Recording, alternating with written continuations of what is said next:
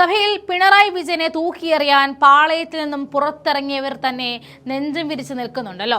ഇന്നലെ ജി സുധാകരന്റെ വകയാണ് CPM-നെ തൂത്തെറിഞ്ഞതെങ്കിൽ ഇന്ന് TK ഗോവിന്ദനാണെന്ന് മാത്രം.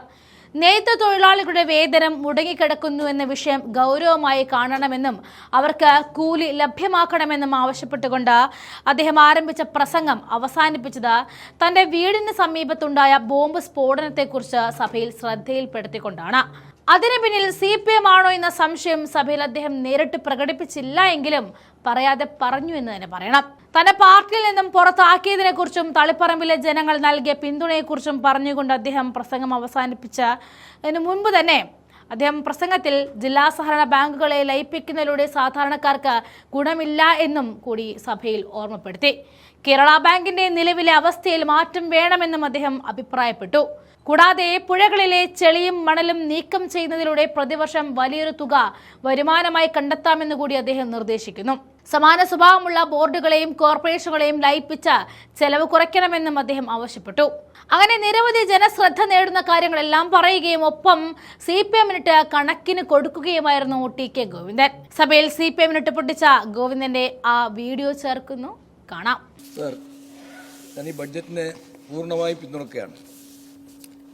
വളരെ സാമ്പത്തിക പരിമിതിക്കുള്ളിൽ നിന്നുകൊണ്ട് ക്ഷേമ നടപടികളും പ്രാദേശിക വികസനത്തിനും വളരെയധികം ശ്രദ്ധ കേന്ദ്രീകരിച്ച ഈ ബഡ്ജറ്റ് കേരളത്തിൻ്റെ സർവ്വതോന്മുഖമായ വികസന പുരോഗതി ലക്ഷ്യം വെച്ചതാണ്.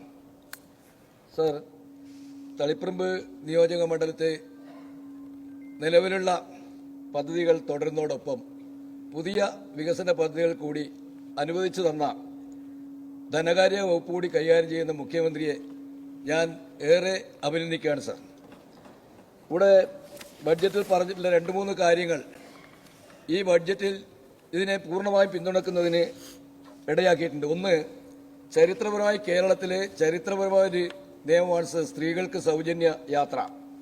സർ, ചില പോരായ്മകളൊക്കെ ഉണ്ടാവാം, എന്നാൽ അതിൻ്റെ പേരിൽ അതിനെ വിമർശിച്ച് ഇല്ലാതാക്കാൻ പ്രതിപക്ഷം ശ്രമിക്കുന്നത് ശരിയല്ല സർ. കാരണം ഒരു പുതിയ നിയമം നമ്മുടെ രാജ്യത്തുണ്ടായാൽ പല അപാകതകളും ചിലപ്പോൾ ഉണ്ടായി എന്ന് വരാം. അതല്ല, പിന്നീട് ചർച്ച ചെയ്ത് പരിഹരിച്ച ചരിത്രമാണ് കേരളത്തിലെ ചരിത്രമെന്ന് നമുക്ക് കാണാൻ വേണ്ടി കഴിയും. ഭൂപരിഷ്കരണ നിയമം മുതൽ ഇങ്ങോട്ട് എടുത്തു നോക്കിയാൽ പിന്നീട് ചർച്ച ചെയ്തിട്ട് പോരായ്മകൾ പരിഹരിച്ചിട്ടുണ്ട്. അതുപോലെ തന്നെ ഈ ചരിത്രപ്രധാനമായ ഈ തീരുമാനത്തിന് എന്തെങ്കിലും പോരായ്മയുണ്ടെങ്കിൽ അത് ചർച്ച ചെയ്ത് പരിഹരിക്കാവുന്നതുള്ളൂ. എങ്കിലും പരിപൂർണമായ പിന്തുണ ഈ പ്രതിപക്ഷത്തിന്റെ ഭാഗത്തിന് ഉണ്ടാവേണ്ടതായിരുന്നു സർ. മറ്റൊരു കാര്യം, ലഹരിക്കെതിരായിട്ട് നടന്നില്ല. എനിക്ക് സമയം വളരെ കുറച്ചേ ഉള്ളതുകൊണ്ട് വിശദീകരിക്കാൻ ഞാൻ മുതിരുന്നില്ല. ലഹരിക്കെതിരായിട്ടുള്ള നടപടികൾ, അതുപോലെ തന്നെ മുതിർന്ന പൗരന്മാർക്കുള്ള വകുപ്പ്, യുവജനങ്ങൾക്ക് ആധുനിക സാങ്കേതിക വിദ്യകൾ ഉപയോഗിച്ചുകൊണ്ട് തൊഴിൽ സംരംഭങ്ങൾ ഒരുക്കുന്നതുമായിട്ടുള്ള ഒട്ടേറെ കാര്യങ്ങൾ ഈ ചുരുങ്ങിയ ദിവസം കൊണ്ട് തയ്യാറാക്കിയ ബഡ്ജറ്റിൽ മുഖ്യമന്ത്രി ഉൾപ്പെടുത്തിയത് അങ്ങേയറ്റ അഭിനന്ദനാർഹമാണ്. അതുപോലെ ചില നിർദ്ദേശങ്ങൾ ഈ ബഡ്ജറ്റിൽ എനിക്ക് വെക്കാനുണ്ട്. ഒന്ന്, വികസന കാര്യത്തിൽ ഈ ബഡ്ജറ്റിൽ ചില കാര്യങ്ങൾ ഉൾപ്പെടുത്തേണ്ടതായിട്ടുണ്ട് സർ. അതൊന്ന്, എൻ്റെ നാട്ടിൽ 2 മണ്ഡലം, ഞങ്ങൾ ഇരിക്കൂർ മണ്ഡലവും തളിപ്പറമ്പ് മണ്ഡലവും തമ്മിൽ ബന്ധിക്കുന്ന ഒരു പാലമുണ്ട് സർ. അത് കൊളന്തക്കടവ് പാലം എന്ന് പറയും. നമ്മൾ സജീവ് ജോസഫ് MLA, ഇരിക്കൂർ MLA-യും ഞാനും കൂടി മുഖ്യമന്ത്രിയുടെ ശ്രദ്ധയിൽപ്പെടുത്തതാണ്. അത് നടപ്പിലാക്കണം. അതുപോലെ തന്നെ സർ, തളിപ്പറമ്പിൽ മറ്റൊരു പാലം, ഒരു ദ്വീപുമായി ബന്ധിക്കുന്ന ഒരു പാലമുണ്ട്. അതും ഇതിന്റെ പിന്നെ പാമ്പുരുത്തി പാലം എന്നാണ് പറയുക. ആ പാമ്പുരുത്തി പാലവും കൂടി ഈ ബഡ്ജറ്റ് ഉൾപ്പെടുത്തി പ്രവൃത്തി തുടങ്ങുന്നതിന് ആവശ്യമായ നടപടി സ്വീകരിക്കണം എന്നൊരു അഭ്യർത്ഥനയുണ്ട്. അതുപോലെ തന്നെ സർ, നെയ്ത്ത് തൊഴിലാളിയുടെ കാര്യം ഈ ബഡ്ജറ്റിൽ ഉൾപ്പെടുത്തണം. കാരണം കഴിഞ്ഞ ഗവൺമെന്റിന്റെ കാലത്ത് ഞാൻ ഹാൻവീവിന്റെ ചെയർമാൻ ആയിരുന്നു സർ. ആ ഘട്ടത്തിൽ ഞാൻ മുട്ടാതെ വാതിലുകളില്ല. പക്ഷേ 6 മാസത്തിലേറെ നെയ്ത്ത് തൊഴിലാളികൾക്ക് കൂലി കൊടുക്കാൻ വേണ്ടി കഴിഞ്ഞിട്ടില്ല. സ്കൂൾ യൂണിഫോം തയ്യാറാക്കി കൊടുത്ത നെയ്ത്ത് തൊഴിലാളികളാണ്, എന്നിട്ടും കൂലി കൊടുക്കാൻ വേണ്ടി കഴിഞ്ഞിട്ടില്ല. ഇപ്പോഴും 6 മാസത്തിലേറെ കൂലി കൊടുക്കാൻ നെയ്ത്ത് തൊഴിലാളികൾക്ക് ബാക്കിയാണ് സർ. അത് ഈ ഗവൺമെന്റ് അതിനെ കാണണം. അതുപോലെ തന്നെ മറ്റൊരു കാര്യം, ഇവിടെ കേരള ബാങ്ക് എന്ന് മറ്റൊരു സ്ഥാപനമുണ്ട് സർ. യഥാർത്ഥത്തിൽ ഈ കേരള ബാങ്ക് നമ്മുടെ കേരളത്തിലെ സാധാരണക്കാർക്ക് ഉപകരിക്കുന്ന ഒരു ബാങ്കല്ല. മുമ്പ് ജില്ലാ ബാങ്ക് ഉണ്ടായിരുന്ന ഘട്ടത്തിൽ നമ്മൾ കൃഷിക്കാർക്ക് അതുപോലെ പാവപ്പെട്ടവർക്കൊക്കെ തന്നെ ജില്ലാ ബാങ്ക് ഏറെ പ്രയോജനം ചെയ്തിരുന്നു. പക്ഷേ ഇന്ന് ആ ജില്ലാ ബാങ്ക് എല്ലാം കൂടി ചേർത്ത് കേരള ബാങ്ക് ആക്കിയപ്പോൾ പാവപ്പെട്ട ജനങ്ങൾക്ക് ഒരു പ്രയോജനമില്ല സർ. അതുകൊണ്ട് കേരള ബാങ്കിന്റെ സ്ഥിതി പഴയ സ്ഥിതിയിലേക്ക്, ജില്ലാ ബാങ്കിലേക്ക് മാറ്റിയെടുക്കണം എന്നുള്ളൊരു അഭിപ്രായം എനിക്ക് ഇതിന്റെ ഭാഗമായി വെക്കാനുണ്ട് സർ. അതുപോലെ തന്നെ ഈ വരുമാനം വർദ്ധിപ്പിക്കാനുള്ള ചില നടപടിയിലെ ഗവൺമെന്റ് പോകണം എന്നുള്ള അഭിപ്രായമാണ്. ചില നിർദ്ദേശങ്ങളുണ്ട് സർ. അതിലൊന്ന്, കഴിഞ്ഞ ഡോക്ടർ തോമസ് ഐസക് മന്ത്രിയായിരിക്കുന്ന ഘട്ടത്തിൽ ഞാനൊരു നിർദ്ദേശം മുമ്പോട്ട് വെച്ചിരുന്നു. ഞാൻ ക്ലേസ് ആൻഡ് സെറാമിക്സിന്റെ ചെയർമാനായിരിക്കുന്ന ഘട്ടത്തിൽ ഒരു നിർദ്ദേശം ഞാൻ തോമസ് ഐസക്കിന്റെ മുമ്പാകെ വെച്ചിരുന്നു. അത് കേരളത്തിലെ പുഴകളിൽ ചെളിയും മണലും നിറഞ്ഞ് കരകവിഞ്ഞ് ഒഴുകുന്ന സ്ഥിതിയുണ്ട്.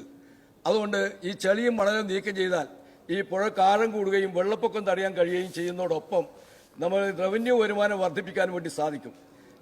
ഞങ്ങൾ ഈ കമ്പനി മുഖാന്തരം ഒരു പരിശോധന നടത്തിയപ്പോൾ, ജിയോളജി വിഭാഗം പരിശോധന നടത്തിയപ്പോൾ ആ പരിശോധനയിൽ കണ്ടെത്തിയ കാര്യം ഞാൻ ഡോക്ടർ തോമസ് ഐസക്കോട് പറഞ്ഞു. 10,000 കോടി രൂപയെങ്കിലും ഒരു വർഷം.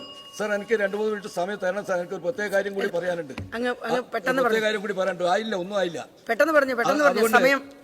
അതുകൊണ്ട് ഈ ഗവൺമെന്റ് മുമ്പാകെ വെക്കുകയാണ് 10,000 കോടി രൂപയെങ്കിലും വാർഷിക റവന്യൂ വരുമാനം ഉണ്ടാക്കാൻ ഇതുവഴി കണ്ടെത്താൻ വേണ്ടി കഴിയും സാർ. ഈ പുഴകളിലെ ഡീസൽ സ്റ്റേഷൻ നടത്തി കഴിഞ്ഞാൽ അതൊരു നിർദ്ദേശമായിട്ട് വെക്കുകയാണ്.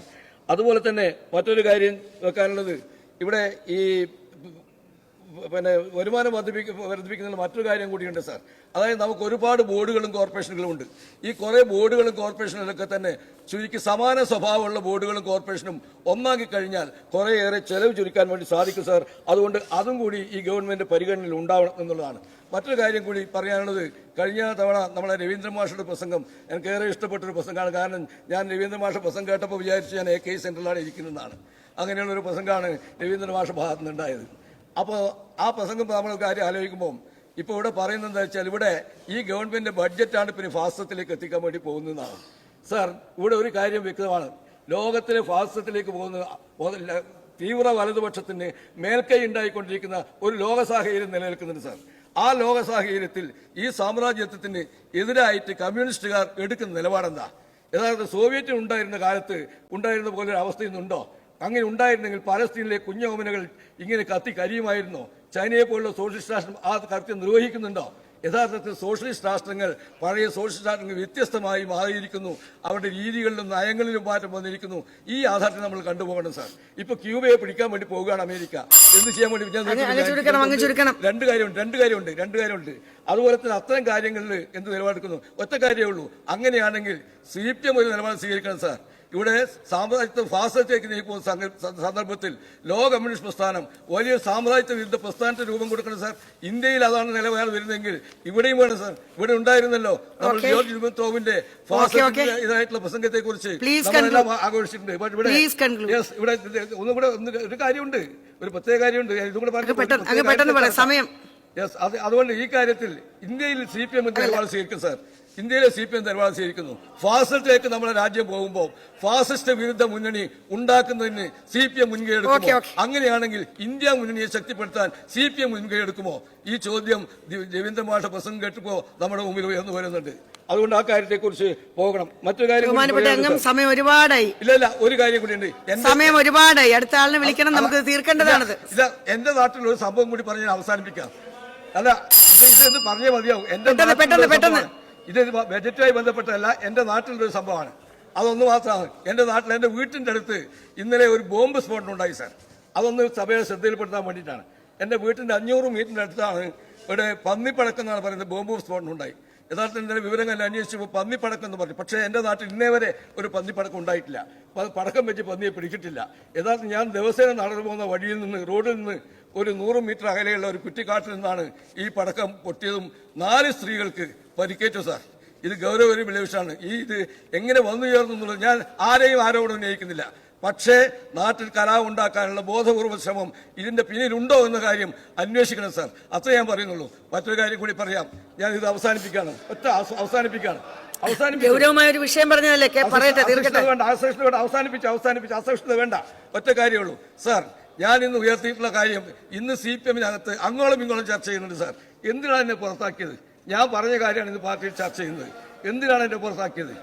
അതാണ് ഇന്ന് പാർട്ടി ചർച്ച ചെയ്യുന്നത്. അതാണ് എനിക്ക് ചോദിക്കാനുള്ളത്. അങ്ങനെ എന്നെ പുറത്താക്കിയപ്പോ തളിപ്പറമ്പിലെ എന്റെ ജനത അവർ 2 കൈയും നീട്ടി എന്നെ മാറോട് ചേർത്ത് പിടിച്ചു സാർ. ആ തളിപ്പറമ്പിലെ ജനതക്ക് ഞാൻ നന്ദി രേഖപ്പെടുത്താൻ ഈ സമയം ഉപയോഗപ്പെടുത്തുകയാണ്. ഞാൻ നിർത്തുന്നു.